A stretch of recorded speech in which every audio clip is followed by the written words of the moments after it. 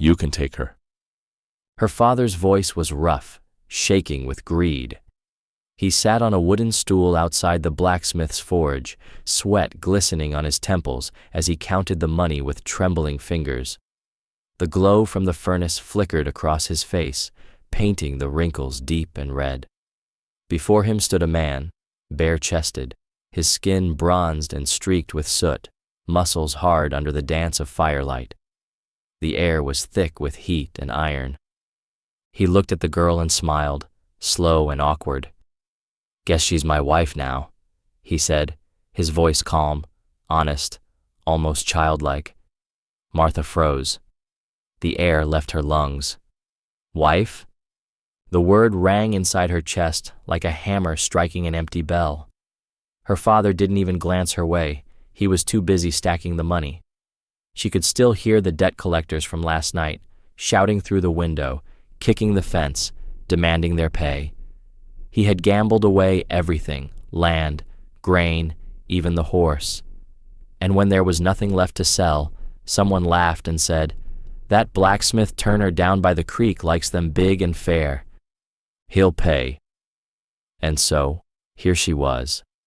Eli Turner, the blacksmith everyone in town knew. They called him gentle, too gentle for his own good. A man strong enough to lift an anvil, yet too soft to say no. He worked alone, mended tools for farmers, gave away half his earnings to anyone who asked. Some pitied him, some mocked him, but no one feared him. He had the body of a bull and the heart of a boy. Martha couldn't look at him without confusion. His smile was foolish, but there was no cruelty in it, only warmth, like a campfire you didn't expect to need. Still, she could not forgive her father, nor accept this stranger's words. When the last coin was counted and her father left humming down the dusty road, she turned to Eli, her voice low but firm.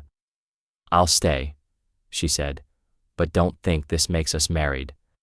I won't share a bed, and when the debts are clear, I'll go." Eli blinked, rubbing the back of his neck. "All right," he said simply. "You can have the small room. Roof leaks a bit, but I'll fix it." He handed her a bucket of water, then turned back to the forge. The hammer rose and fell, sending sparks into the fading light. Martha stood there, clutching the bucket, feeling the heat on her face. Around her, the smell of iron and smoke filled the evening air. She didn't know whether to cry or laugh. The man who had just bought her didn't even ask for supper. He just smiled and worked, as if nothing had changed. But everything had. And as the fire cracked inside the forge, Martha realized that her life, like the steel he hammered, was about to be shaped by hands she did not yet understand. The days that followed were quieter than Martha expected. The forge stood far from the town road, wrapped in dust and heat, with only the sound of hammer on steel to remind her she wasn't alone. Each morning she woke before the rooster, tied her hair, and swept the floor still warm from the night's fire. The air smelled of smoke, sweat, and iron, sharp and heavy, yet oddly comforting. Eli was already working by the time she opened the door. Bare-chested, face streaked with soot, he lifted the hammer as if it were part of his arm. The sparks leapt around him like fireflies. She would pause at the doorway, watching his focus, the easy rhythm of his body. For a moment, she almost forgot why she was there. Then the memory of her father counting money would return, and the warmth inside her chest would fade. When Eli wasn't hammering metal, he was chaos in motion. He tried to help with breakfast one morning and nearly burned down the stove. He fetched water and spilled half of it before reaching the bucket. Once, he offered to milk the goat and came back covered in hay and guilt. "I was only trying to help," he mumbled. She sighed. "Then stop helping." He grinned, teeth bright against the soot. Ma'am, I'm better at breaking iron than eggs." Still, every time she scolded him, he only smiled, no anger, no defense, just that foolish, gentle look. Somehow, that made it harder to stay mad. In the evenings, after she cooked and he finished the day's work, he would patch the fence, fix the hinges, or carry heavy logs without being asked. Once, she caught him carving a small wooden handle for her broom, smoothing it with sand and wax. "Old one kept splintering," he said simply. Nights were lonelier. Martha slept in the narrow room across from his, her window facing the fields. Through the thin wall she heard the steady rhythm of his hammer dying down, replaced by quiet humming. It wasn't a song, more like a habit, something he did to keep the silence from feeling empty. Sometimes she listened longer than she meant to. On the 7th night, after a long day of chores, she stepped outside. Eli sat on a wooden stool, arms resting on his knees, watching the fire glow in the forge. The light wrapped him in gold. He turned as she approached. "Fire's pretty, ain't it?" he said. She crossed her arms. "You spend your life with fire. You still find it pretty?" He thought for a moment. "It's honest. You treat it right. It keeps you warm. Forget it for a minute. It'll eat you alive." His words settled deep, simple but true. Maybe the man wasn't slow. Maybe he was just plain. Plain in a world that forgot how to be kind. When she went to bed that night, the forge was quiet, the air cool at last. She lay awake, eyes open to the dark ceiling, wondering when the sound of his hammer had stopped feeling like noise and started sounding like home. By the 3rd week, the forge no longer felt strange. Martha had memorized the rhythm of Eli's hammer and the hours his fire breathed the hardest. She learned that he forgot to eat unless reminded, that he hummed when he was happy, and that he always kept a bowl of water near the anvil for the cat that came every afternoon. Their days began to fall into pattern. She cleaned, cooked, and managed the small accounts from nearby farmers. He forged plows, horseshoes, hinges, and tools with the strength of 3 men. When customers came, Martha did the talking. She had a sharp tongue and a sharper mind for numbers. Eli would just nod, smile, and say, "Aye, that'll do," even when someone tried to underpay him. After she caught it twice, she grabbed his sleeve and hissed, "Stop agreeing with everyone. Eli, they're cheating you." He blinked, confused. "They are?" "Yes. Let me talk next time." "All right," he said, grinning. "You're better with words. I'll stick to the hammer." And that's how it began, the quiet partnership. She managed the orders. He brought them to life. When she baked bread, he built her a stone oven. When he needed more coal, she haggled for it cheaper than anyone in town. The two of them, mismatched and clumsy together, somehow worked like clock gears once they found the right rhythm. Yet Martha kept her distance. She still slept in the small room, still reminded herself she was there because of debt, not choice. But little by little, that wall began to crack. Every evening after supper, Eli would sit outside, watching the smoke drift toward the hills. He always left a seat beside him, never asked her to take it, but she noticed. One night, she finally did. The sunset burned red across the sky. Eli broke the silence. "You still angry at me?" "I was never angry at you," she said quietly. "Just at how things turned out." He nodded. "My ma used to say, sometimes the world hits the wrong folks first. But it don't mean we stop swinging back." His words made her glance up. He didn't speak like a fool, just simply, with a truth she couldn't deny. The way he said "we" tugged at something deep inside her. The next morning, she found fresh flowers in a tin cup by her window, wild ones from the field. When she looked outside, Eli was already at the forge, bare-backed, hammer rising and falling in the sun. For a moment, she just watched him, the strength in his arms, the easy patience in his work, and wondered how a man so big could be so gentle. That evening, She sat beside him again, this time bringing 2 mugs of milk. Neither said much. The forge hissed, the sky turned violet, and the quiet between them felt easy. Somewhere in that silence, Martha realized she no longer thought of leaving. Not yet. Maybe not ever.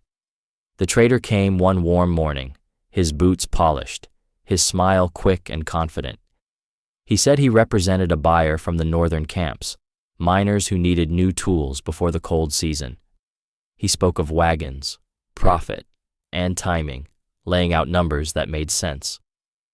Martha listened carefully, asked the right questions, and when he placed 10% down in silver coins, she let herself believe it was real. "He'll pay the rest on delivery," she told Eli later, folding the small bag of coins into her apron. "It's a fair start." Eli nodded, his grin soft and sure. "Then we'd better make them the best tools those miners ever saw." For nearly 6 weeks, the forge never cooled. The heat from the fire painted the nights red and the days white. The sound of hammer and anvil filled every morning, the glow of the fire every night. Martha cooked, measured accounts, and hauled water. Eli shaped metal until his hands cracked and bled. The air shimmered with heat, with hope, with the feeling that this job might finally lift them clear of every debt left by her father. When the last plowshare cooled, they stood together watching the iron gleam like a promise. But 2 days later, a peddler from the next town brought news. A flood had struck the mining route, the northern camp had closed, the buyer fled, and several merchants, including their trader, had vanished with unpaid debts. Martha read the letter twice before her hands started shaking.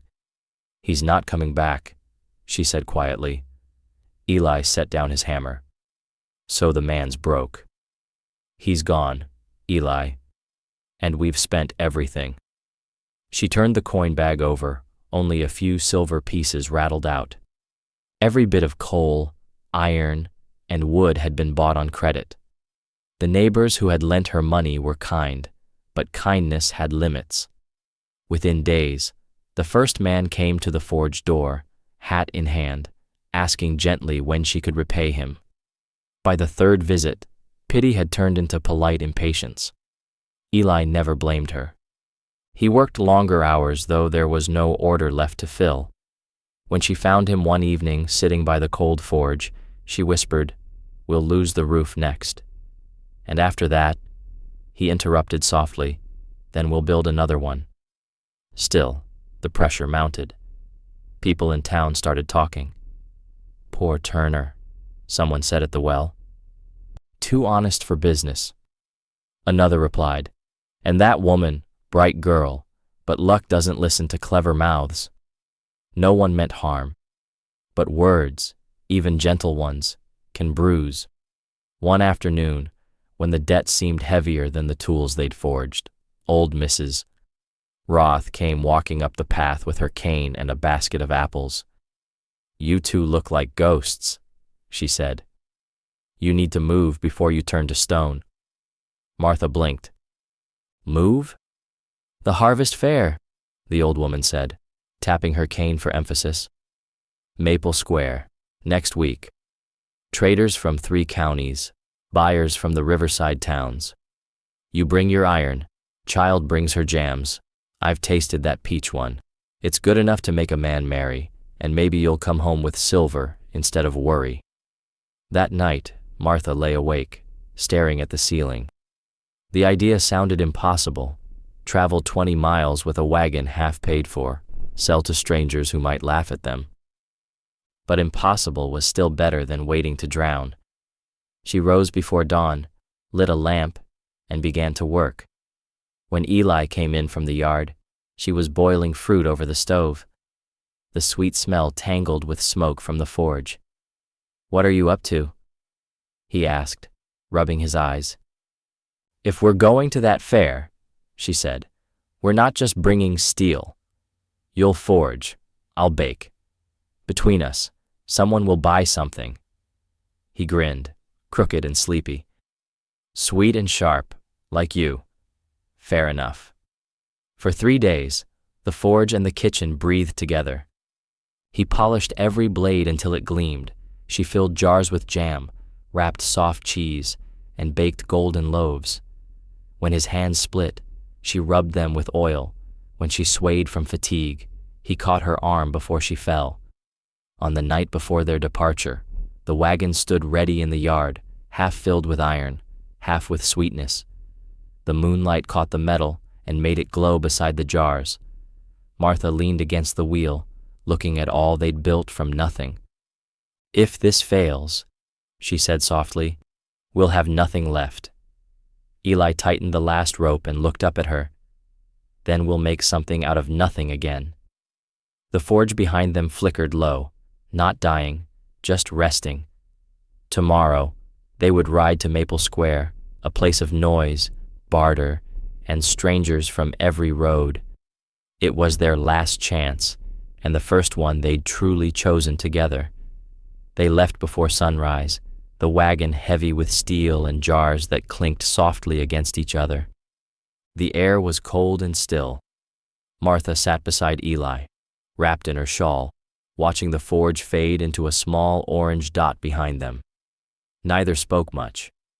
The road to Maple Square was long, lined with bare trees and dry fields, but for the first time in months, silence didn't feel heavy. It felt like beginning again. When they reached the town, the fair was already alive. Banners hung from poles, the smell of roasted nuts and horses thick in the air. Traders from the river towns shouted their prices. Wagons rolled past carrying hides, wool, tools, and barrels of grain. Music floated from a nearby tent. Martha stared, eyes wide. She had never seen so many people, so many colors, so many chances packed into one dusty square. Eli guided the wagon to an open spot near the edge of the market. Together they set up their stall, half iron, half sweetness. On one side, his plowshares and hinges gleamed in the sun. On the other, her bread, cheese, and jars of jam glowed like jewels. The sign above them simply read, "Turner and Martha, Forge and Table." At first, no one stopped. They were strangers among merchants with louder voices and bigger tents. Martha folded her hands, hiding how hard they trembled. Eli only smiled, standing quiet beside the iron. "Give it time," he said. "Fire takes a while to catch." It did. A farmer stopped first, running a hand along a new hoe. "Solid work," he said. Then his wife spotted the jam. "You made this?" Martha nodded, and before she knew it, the woman had bought 3 jars. Word spread quick, as it always did in small towns. By midday, the line at their stall stretched halfway down the path. Eli wrapped tools in burlap, while Martha filled baskets with bread and cheese. The sound of coins on wood was the sweetest music she'd ever heard. As the sun dipped low, she finally sat down, exhausted, her apron dusted with flour and ash. Eli poured her a cup of cider from a nearby stand. "We did it," he said softly. She looked at him, at his soot-dark skin, his crooked smile, the tired kindness in his eyes. "No," she whispered. "You did it. You never stopped believing." He shook his head. "Couldn't have done it alone." Night settled over Maple Square, lanterns glowing like stars. Their table was almost empty, only one loaf and a few pieces of iron left. Martha leaned against the wagon, watching the crowd drift away.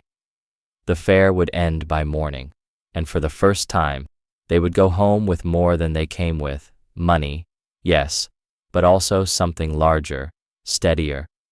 She turned to him, heart racing, voice barely more than breath. "Eli?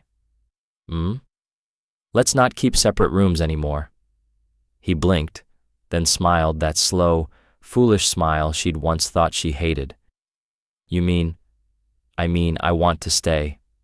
Not because of debts, not because I have nowhere else to go. Because this feels like home." Eli didn't speak. He just laughed once, soft, disbelieving, and took her hand, rough palm against soft skin.